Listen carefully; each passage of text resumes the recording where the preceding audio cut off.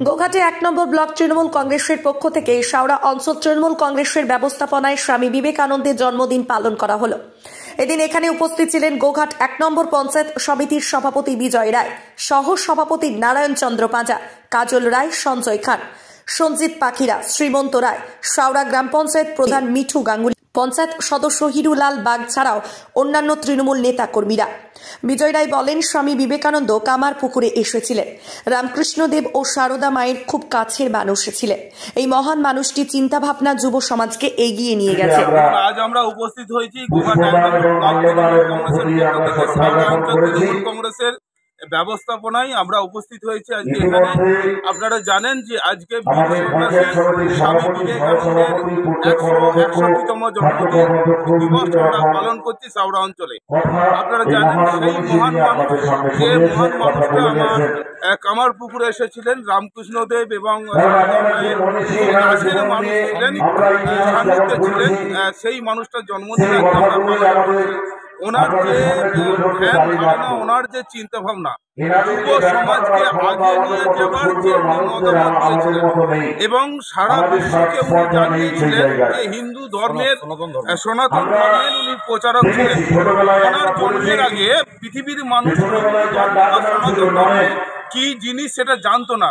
উনি শিকাগো শহরে গিয়ে আমাদের ধর্মের প্রচার করেছিলেন। তাই ওনাকে আমরা সবাই প্রণাম জানাই।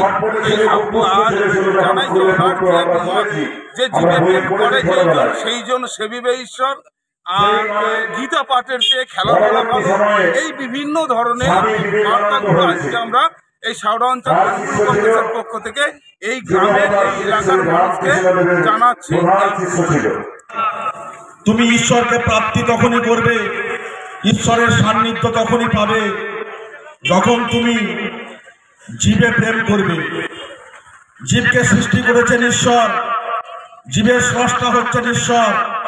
অর্থাৎ ঈশ্বরের সৃষ্টিকে যখন তুমি ভালোবাসবে, তাদেরকে যখন তুমি সম্মান করবে, শ্রদ্ধা করবে, তখন প্রকৃতই তোমার ঈশ্বর লাভ হবে।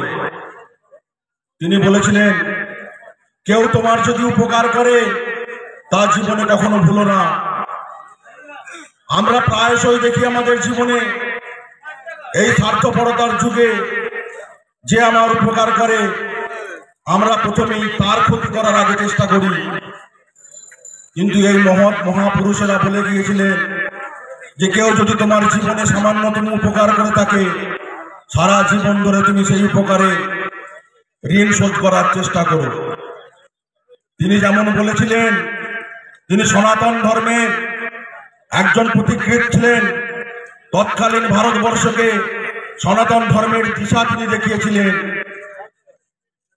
অন্যদিকে তিনি যুব সমাজকে বলেছিলেন যে শিক্ষা তোমাদের প্রগতি আনবে, আর শিক্ষার সাথে সাথে তিনি খেলাধুলার উপরে যোগ দিয়েছিলেন বেশি। তার মহান বাণী, তিনি বলেছিলেন যে গীতা পাঠ অপেক্ষা ফুটবল খেলা উত্তম। এর মানে কিন্তু গীতা পাঠ করতে তিনি বারণ করেননি। তিনি বলেছিলেন গীতা পাঠের থেকেও খেলাধুলা আরো উন্নততর, কারণ খেলাধুলা শারীরিক বিকাশ আনে এবং শারীরিক বিকাশ মানসিক চেতনা আনে। অনেক সময় দেখবেন বিভিন্ন খাওয়া দাওয়ার ক্ষেত্রে উপবাস থাকতে হবে, এই করতে হবে, সেই করতে হবে। কিন্তু আমাদের ঠাকুর কি বলেছেন রামকৃষ্ণ, যে আত্মাকে কষ্ট দিয়ে কখনোই সাধনা করা যায় না। মানে তোমার পেট যদি ক্ষুধা থাকে তাহলে তুমি কি করে সাধনা করবে? তো নিজের আত্মাকে ঠিক রাখো, তবে কিন্তু তোমার লক্ষ্যে তুমি পৌঁছাতে পারবে। আর বিভিন্ন দেখবেন দেবদেবী পূজা আমরা করি, আমরা কিন্তু সেখানে উপবাস থাকি, কিন্তু রামকৃষ্ণদেব বলেছেন যে ওটা ঠিক নয়। নিজে সতেজ থাকো। সব ছেড়ে ছুড়ে আমরা তো পালাবই, ফুল স্পিডে দৌড়ে যাবই। আমরা খেলবো, শিখবো, পড়বো, নাচবো, নতুন বন্ধু পাতাবই।